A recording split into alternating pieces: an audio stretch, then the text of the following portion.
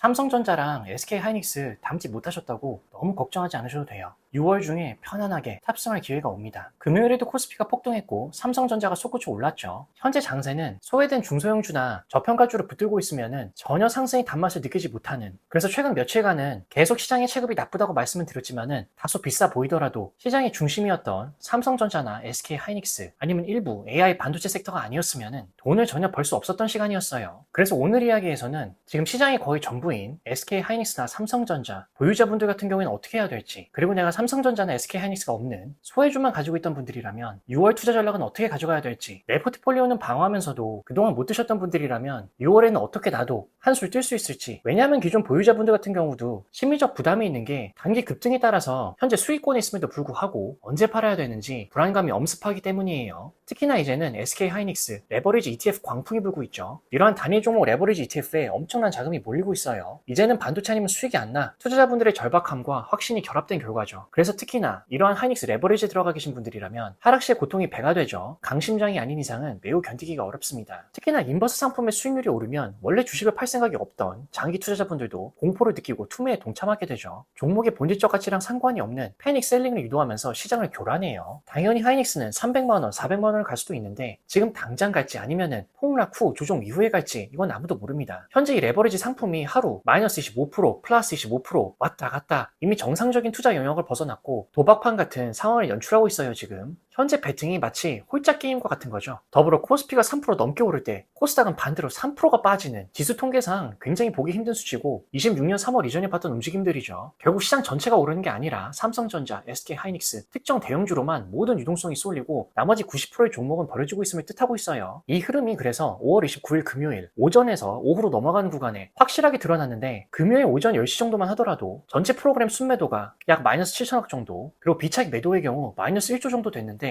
11시 반 이후부터 그리고 장 막판에는 금융투자의 폭발적인 수급 유입이 들어오면서 특히 삼성전자에 프로그램 매매에 드라마틱한 반전이 있었어요. 자, 금일 숫자로만 보면은 아주 긍정적인 넘버들이 찍혔는데 순매수액은 약 1.3조 원, 차익이 약 4,500억, 비차익은 9천억 가까이. 이건 아주 좋은 신호죠. 특이점이 오전 10시에는 비차익 매도가 마이너스 1조 원이었는데 장 막판에는 이게 동전 뒤집듯이 순매수로 뒤집혔죠. 이는 어제 목요일 마이너스 3.2조 원에 던졌던 물량의 상당 부분을 기관, 특히 금융투자가 기계적으로 다시 채워 넣었음을 의미해요. 그래서 거래소 코스피 현물로 가보자면 개인분들이 마이너스 2조 원, 외국인이 마이너스 8천억, 기관이 플러스 3조 원 가까이, 특히 금융투자가 2조 원 넘게 전체 매수를 주도했어요. 자, 이제 여기서부터가 굉장히 중요해지는 국면인데, 첫 번째, 왜 외국인 현물 매도가 약해진 걸까? 드디어 매도세 진정 국면인 건가? 결론부터 말씀드리자면 포식자는 사냥감을 몰 때 잠시 멈춰요. 어제 5월 28일 날 폭식을 했죠. 단 하루 만에 4조 원이라는 기록적인 물량을 던졌어요. 이 물량 자체가 시장이 한 번에 소화하기에는 상당히 큰 공급 폭탄이었고, 그래서 금요일의 전술은 일단 유기적으로 봤을 때 이제 안 팔겠다가 아니라 일단은 더 팔기 위해 지수를 인위적으로 들어 올리는 하나의 과정으로 보는 게 합리적인 이유는, 오늘 외국인이 선물 시장에서 1.7만 계약을 샀죠. 선물을 사서 지수를 띄우면, 자, 여기서부터가 포인트. 기관인 금융투자는 프로그램 매수를 통해서 현물을 사야만 돼요. 외국인은 본인들이 직접 현물을 사지 않고도 선물이라는 지렛대로 기관을 시켜서 지수를 방어하게 만든 거죠. 그래서 아직까지는 매도세가 진정이 됐다기보다는 고가 매도 기회를 만들기 위한 일시적인 휴전이에요. 외국인의 현물 순매수 전환이 확인되기 전까지는 아직까지는 진정을 논하기는 어려울 수 있는 거예요. 왜 어제 외국인이 약 4조 원 가까이 던졌냐면 실은 이날이 가장 완벽한 엑시트 데이 중에 하나였기 때문이에요. 유동성에 축복이 있었던 게 거의 4조 원에 가까운 어마어마한 물량을 던지려면 받아줄 돈이 있어야 됩니다. 목요일에는 하이닉스 한 종목에서만 몇십조 원이 돌았죠. 외국인 입장에서는 평소에 팔면 마이너스로 찍힐 수 있는 물량을 개인분들이 광기에 취해서 UBS 리포트도 있었죠. 사자를 외칠 때 주가 하락을 최소화하면서 현금화할 수 있는 유일한 기회였기 때문이에요. 그리고 기관인 금융투자가 금요일 이렇게 현물을 많이 산 이유는,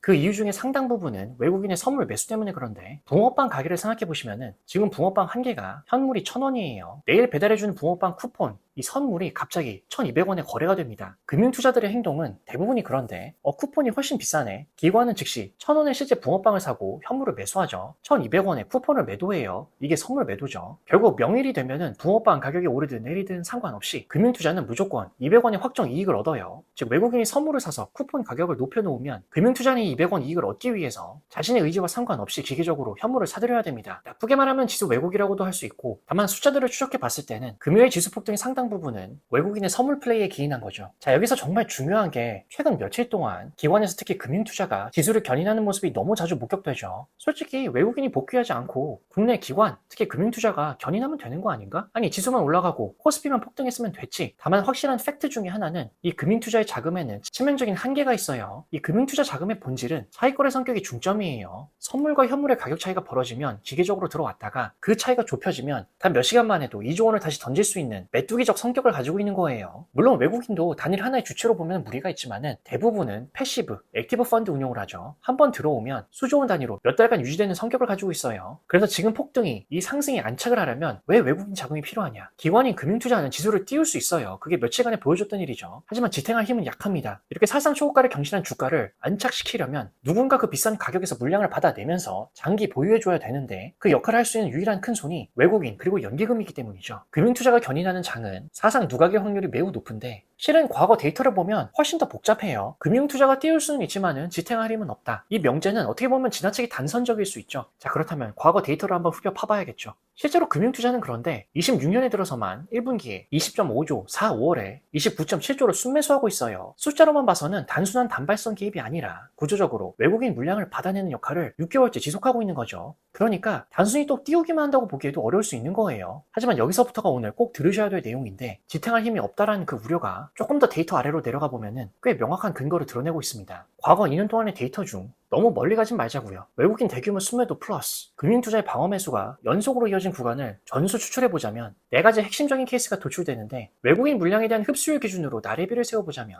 26년 2월 13일에서 2월 27일 약 8일 동안 외국인이 약 마이너스 17조, 금융투자가 약 11조로 67%를 흡수했죠. 2월 내내 외국인이 팔고 금융투자가 받았어요. 흡수율 67%는 굉장히 적극적인 수치죠. 그런데 이 구간 직후인 3월 3일, 3월 9일에 외국인 매도가 다시 재개되면서 3월 초에도 연속 이탈이 이어졌고 3월 중순에는 금융투자가 역으로 대규모 순매도로 전환, 3월 13일이었죠. 즉 금융투자가 버티다가 손을 놓은 전형적인 전환 신호예요. 다른 케이스도 보자면은 올해 3월 24일에서 4월 1일 약 7일 동안 외국인이 약 17조 매도, 금융투자가 9조 정도 매수, 흡수율이 약 54%였죠. 이때도 외국인이 7일 연속 팔고 금융투자가 받았는데 4월 1일 당일에만 금융투자가 약 3조 5천억 원, 그런데 개인분들은 마이너스 4조 원 매도, 그리고 4월 1일에 금융투자가 즉시 마이너스 1.5조로 태세를 전환했죠. 하루 만에 공수교대, 금융투자의 대량 매수 다음날 바로 매도 전환은 이 데이터에서도 반복적으로 관찰이 돼요. 이날 코스피는 약 마이너스 5% 가까이 빠졌죠. 25년 케이스도 한번 보자면 11월 5일에서 11월 10일 약 4일 동안 외국인이 마이너스 4.4조 원 매도, 금융투자는 플러스 2.2조 원 매수, 그리고 11월 중순에 금융투자가 마이너스 8천억 정도로 태세 전환을 했죠. 4일 방어 후에 이탈을 했어요. 자, 이 패턴에서 반복적으로 보여주는 거는 금융투자의 연속 순매수는 갑작스러운 순매도 전환이 반드시 나온다는 거예요. 특히 2월 27일 같은 경우에 외국인이 마이너스 7.7조 원 매도, 플러스 금융투자는 약 7천억 매수였는데 직후 3월 3일에 외국인이 마이너스 5조 원 매도, 금융투자는 마이너스 9천억으로 금융투자가 같이 팔기 시작했죠. 이게 지탱할 힘이 없다는 명제의 진짜 근거예요. 금융투자는 쌓인 포지션을 언젠가는 청산해야 되는데 외국인 이탈이 멈추지 않으면 청산 시점에 오히려 추가 하방 압력이 되는 거죠. 그래서 그렇기 때문에 외국인 순매수가 이렇게 중요한 겁니다. 물론 흡수율이 100%를 넘는 구간도 있었어요. 26년 1월 9일에서 14일 흡수율이 108%, 25년 8월 14일에서 20일 101%, 그리고 12월 18일에서 19일 98%. 이 구간에서는 금융투자가 외국인 물량을 전부 받고도 남았죠. 외국인이 팔았지만 지수가 버텼거나 올랐던 구간들이에요. 하지만 한 가지 다른 점이 하나 있죠. 그 당시에는 외국인 매도 금액이 매우 낮았다라는 점. 현재는 누적 물량이 약 50조 원 가량이에요. 체급이 다른 거죠. 플라이급 대 헤비급. 결국 금융투자의 매수가 즉각적인 사상 누각이라기보다는 그 내구성은 금투가 얼마나 더 받을 여력이 있는가, 이게 아니라 외국인이 언제 팔기를 멈추는가에 달려있는 거예요. 금융투자가 외인 이탈 속도를 늦출 수 있는 완충제 역할을 하고 있지만 최근 며칠간의 지수 폭등이죠. 외국인의 구조적 이탈이 계속되는 한 금투의 포지션이 축적될수록 그 청산 리스크도 같이 커지는 거예요. 역사가 방증하고 있죠. 그리고 금요일에는 개인분들의 매도가 있었죠. 약 마이너스 2.1조 원. 목요일 급락했을 때 말아 올렸지만 이때 용기 있게 샀던 일부 개인분들이 금요일 반등에 재빨리 수익을 챙기고 나간 거예요. 개미분들도 이제는 예전의 개미분들이 아니죠. 그리고 목요일 고점에 물려 지옥을 맛본 개미분들이 다행히 본전이 왔다, 이렇게 깊은 안도의 한숨을 내쉬면서 던진 물량도 포함되어 있고, 그래서 기관이 캐리했다기보다는 개인분들을 위해서 지수를 올린 게 아니고 외국인이 선물을 사서 베이시스를 벌려 놓았으니 기관은 수익을 내기 위해서 기계적으로 현물을 사야만 했던 상황이에요. 즉 금요일장은 외국인이 판을 깔고 기관이 춤을 추고 개인분들은 그 틈에 도망갔다. 결국 이렇게 판을 깔아준 선물 청산 시에는 왜 하락 속도가 상승보다 빠르냐면 탐욕은 계단으로 오르는데 공포는 창문으로 뛰어내리기 때문이에요. 당장 월요일에 그럴 거라고 말씀드리는 건 아니지만 수요일 내에 이 선물들이 청산, 매도가 되기 시작하면 기계적으로 샀던 금융투자에 이 몇 조 원의 현물 매수가 즉시 매도 폭탄으로 변하죠. 그러면 이때 기계적 매도 플러스 실망 매물 플러스 신용 반대 매매가 한꺼번에 터지기 때문에 선물 1만 계약이 빠졌을 때의 하락 속도는 1만 계약이 들어올 때보다 훨씬 파괴적인 거예요. 그리고 마지막으로 주식 선물을 보자면 이게 삼성전자와 SK하이닉스까지 연결이 되는데 외국인이 약 마이너스 6,600 계약 정도, 기관은 플러스 8,400 계약 정도. 특히 삼성전자의 경우 오늘 기관 매수 1.8조 원 중에 1.3조 원이 금융투자예요. 서두에 우리가 이야기했던 외국인이 선물로 판을 깔아주니까 기계적으로 삼성전자를 사들이면서 지수를 견인한 거죠. 그리고 여기서도 개인분들의 매매가 우리가 앞서 이야기했던 내용들을 방증하죠. 5월 28일 목요일에는 급락대 약 2.4조 원을 사들이면서 외국인 물량을 다 받아냈어요. 오늘은 반등이 나오니까 마이너스 1.7조 원을 팔아 제끼면서 탈출하셨죠. 외국인의 경우 이미 평단가가 엄청난 수익 구간이고 금융투자 같은 경우에는 계속해서 며칠간 급하게 물량을 모아가고 있기 때문에 평단가가 매우 높아요. 주가가 조금만 밀려도 손절 혹은 익절 버튼을 가장 먼저 누를 세력인 거죠. 즉 현재 삼성전자는 외국인이 설계했고 선물 매수로 기관이 현물 매수로 집행을 했고 개인분들이 퇴장을 하는 굉장히 기묘한 장세를 연출하고 있는 거예요. 그리고 지수는 사상 최고치 부근이지만 외국인의 현물 매도세가 멈추지 않았다는 것이 가장 큰 아킬레스건인 거죠. 그래서 현재 삼성전자에 신규 진입을 하는 거는 결사 반대예요. 지금 타이밍은 6월에 반드시 타이밍이 또 옵니다. 수급의 근본인 외국인이 현물을 던지고 있는 장에서 금융투자의 단기 자금이 올라타는 것은 도박이에요 지금.